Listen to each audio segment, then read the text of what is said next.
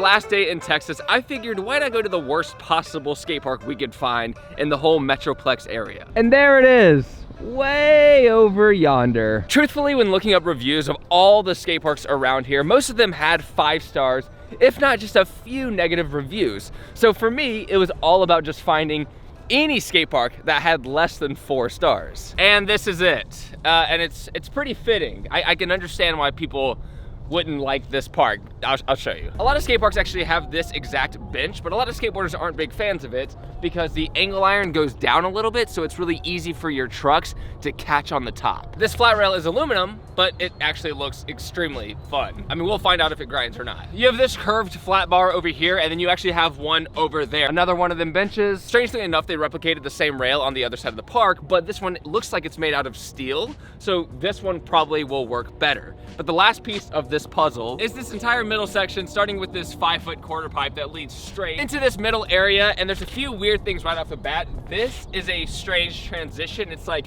kind of a quarter pipe, kind of a ramp. You have this ledge that you can just kind of ride on to grind, which looks fun, but it's not a common thing you see at skate parks. Ramps like this kind of kill my spirit just because the flat part on top is so small. The second you get up here and your feet get well adjusted, you have to jump down the forest stair or skate the handrail. It makes it very, very difficult. And then of course you have this big steep slant that it's perfect. It's just a cool little slant thing. But also over here, you do have a solid quarter pipe. This one's good. So it still looks fun. It looks a lot more fun than the last park we looked at. And honestly, I could see myself being happy with having a park like this locally. So let's just try to skate everything. I also forgot wax today, which is pretty fitting for skating a park that might not be that great.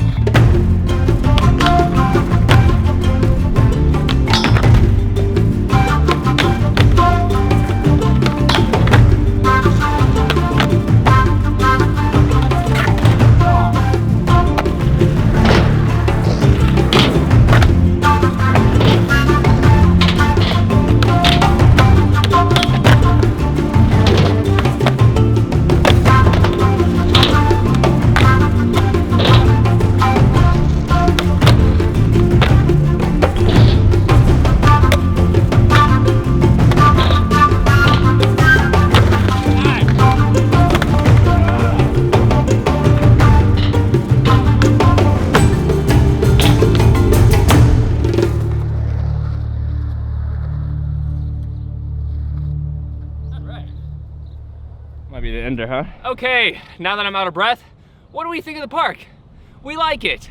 Speaking in third person is so cool. I very much do wish I had some wax because this skate park would be at least twice as much fun if everything slid really well. But even without the wax, I like it. And the reason it's not that slick is because there's clearly not a lot of people who come to this park. When you have the kind of options that you do in Texas, it's really hard to convince yourself to go to a park like this when you have something much bigger. But for me, the beauty of a park like this is the isolation, is the fact that you don't really have to worry about that many people, I assume, unless today is just special. But think about the last 4 videos or so that I uploaded.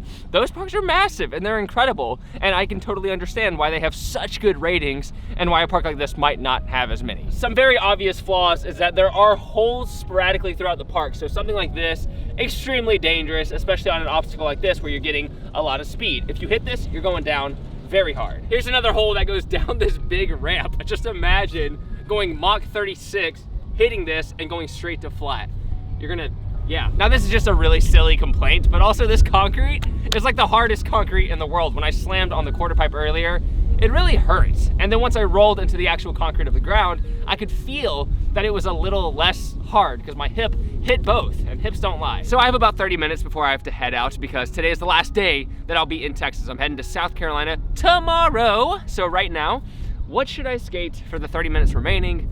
It's gonna be the flat rail. I already know, it's my favorite thing here, I think, out of everything. After a couple of tricks on this thing, then we'll give the final rating, what I believe that this place actually deserves. Whoa.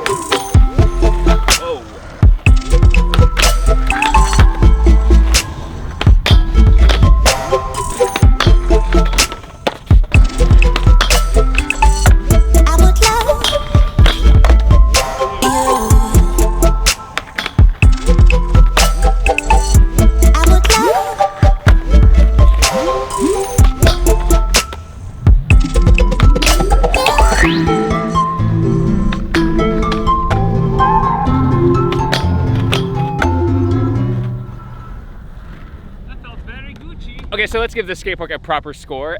If it was Yelp, I would give it 5 stars because I'm that nice guy who can't just like, you know, somebody worked hard for this. I don't want to give them anything less than that. But if we're comparing it to other skate parks, I would definitely give it about a 3. Mostly because I like the isolation of the park. I like the fact that you can go here and kind of be at peace, which makes it a better atmosphere for learning skate tricks. And it is a good skate park for not only beginners, but pretty much anyone across the board who can skate at all. I know a lot of people think I'm way too nice about these scores, but it's just the truth, dude. If I have a lot of fun, then I don't know why I would give it anything less than that. In skate parks, you really don't need much. Needless to say, almost everything in the park could be improved, except for the flat rails. I think those are actually perfect. Having 2 ledges that are a little too tall with aluminum as the angle iron, and that whole middle obstacle was very strange. It's really difficult to ride up a ramp, try to set up in a 4-foot flat bottom, and then try to do a trick down a ledge or a rail. If I was in New York right now, I literally wouldn't be able to do any of this because it's been snowing. It's been so cold. So I'm so glad I get to take little trips like this